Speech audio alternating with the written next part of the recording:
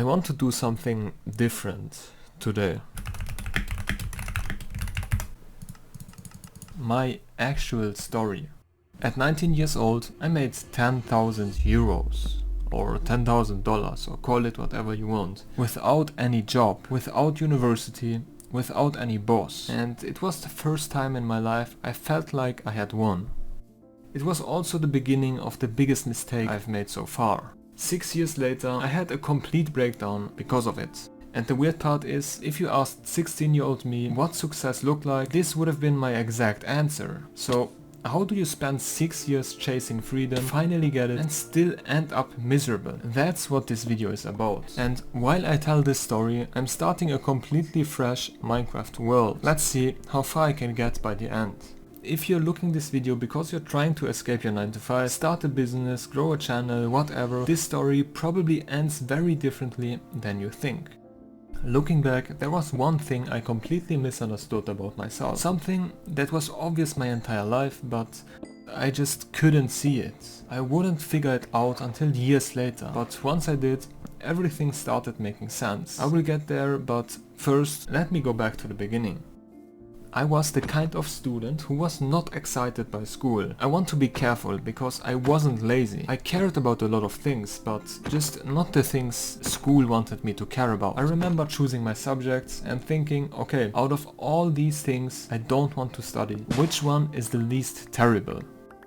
And while I was going through those motions, I was uploading CSGO montages on YouTube. I don't know if you know what that is, but at the time I was 16 and this channel I had basically made no money at all. I was uploading for free for more than a year, every single week, and I think I kept going because it was the only place in my life where I actually could see myself getting better and better. In school, you just get a grade, but editing and making content, you could look at your first video and then look at your 15th video and see a clear difference. That feedback loop was something school never gave me.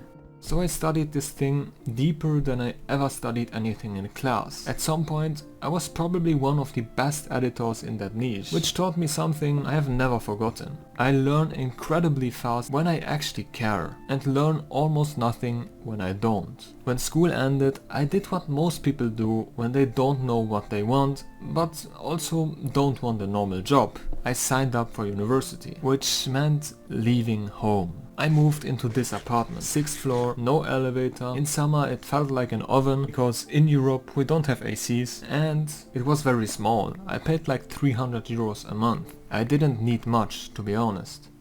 And within a few weeks of arriving there, I already knew that university wasn't for me. And I want to be honest about this. It wasn't because I was too smart for it or anything like that. It was just all the theory, incredibly complicated theory about things that I never would actually use in my life. I sat in my first exam and I thought very clearly, this is not where I belong. So I stopped going. I didn't officially drop out, but I just didn't show up again. And I remember the last thing before I quit. I submitted some math paper, I don't even know what that was about, and after I handed it in, I actually went outside the building and recorded a TikTok. I think it said something like, cut all distractions, delete TikTok, delete Snapchat, remove all toxic friends, entering escape mode. Something like that. I'm pretty sure I still have this video. I was 19, standing outside my university, fully convinced I had just made the most important decision of my life. And I put all of it, everything I had, into building something online, because that was the only plan now, which sounds bold, except I want you to understand what that actually felt like. I'm in this tiny apartment, no income, no plan B, no guarantee that anything I was about to try would actually work. My parents didn't have money to bail me out, and rent was due every month regardless of what I did. That's a different kind of pressure than most people my age were dealing with. Looking back, this wasn't even the hardest part. So I made a very specific plan. I was going to make 10,000 euros from TikTok. That's what I needed to feel like I could survive this. I started 4 TikTok channels at the same time. Different niches. 3 of them went absolutely nowhere and the fourth one started getting views and one video blew up. And once I had figured out the pattern, I repeated it again and again, building multiple channels around that same pattern. And I still have these channels. 3 months later, 10,000 euros. My first reaction wasn't joy, it was more like just relief. Like as if a stone just fell off my heart. I bought some equipment, nothing crazy, I'm not stupid. I invested most of it, and I want you to understand what that felt like, coming from where I was.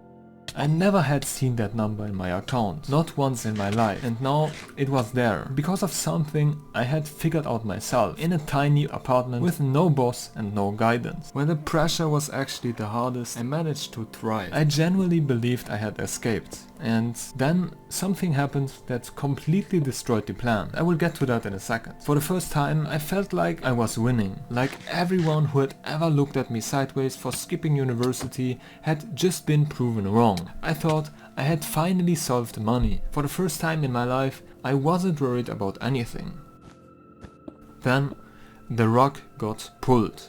TikTok changed the rules. Videos under 5 seconds were no longer eligible for revenue. My entire model, every channel I owned, every process I've built was based on 5-second videos. Overnight it stopped making sense. Everything I had constructed just stopped working. Looking back, losing TikTok was probably one of the best things that could have happened to me. I just didn't know it yet. So I started from zero again. Different platform, 0 subscribers, 0 views, 0 everything. I moved to YouTube Shorts and I rebuilt everything. I spent the next months and years growing these YouTube short channels. Millions of views. Real revenue came back. This is where the real problem started, because something had shifted in me that I couldn't explain or shake. And at this point I want to come back to something I have said at the start, that I thought I had escaped, because at this point I had 5 years of work behind me. 5 years of creating content, studying viral videos, testing, optimizing, repeating, and I was sitting there one day, not in the boiling apartment anymore, actually in a decent place, making money, no boss, work from anywhere I want. And I thought I am completely miserable, not in a sad way or not tired, but just empty. Like I had worked incredibly hard to reach somewhere and arrived and realized that the destination was wrong. Making these videos was never fun, not really. I did it because it paid, but honestly there was no real emotional difference between this and a 9 to 5. Yes, I had no boss. Yes, I had freedom of location, but I still had to post or the money stopped. I had spent 6 years building a prison that just didn't have a boss.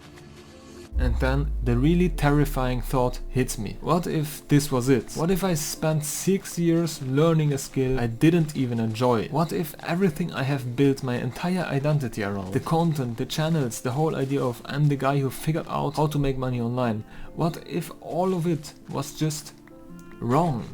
That's not a burnout, it's more like a identity crisis, because I didn't just lose a business model, I lost the entire story I'd been telling myself about who I was. And if this wasn't what I wanted, I genuinely had no idea what was. Eventually I realized something. The part I actually enjoyed in everything I had built was never the maintaining, it was the discovering. The early stages when nothing works yet and you're figuring it out. The moment it clicks in your head, that part gave me energy. Repeating the same work over and over again is something I don't want to focus on in future. It would be much better if I could somehow use my ability to constantly create new stuff. A personality test later confirmed what had been obvious my entire life. You are someone who sees patterns, finds inefficiencies, starts things. The early stage is your fuel, maintenance is your poison. And I looked back at 6 years and thought, obviously.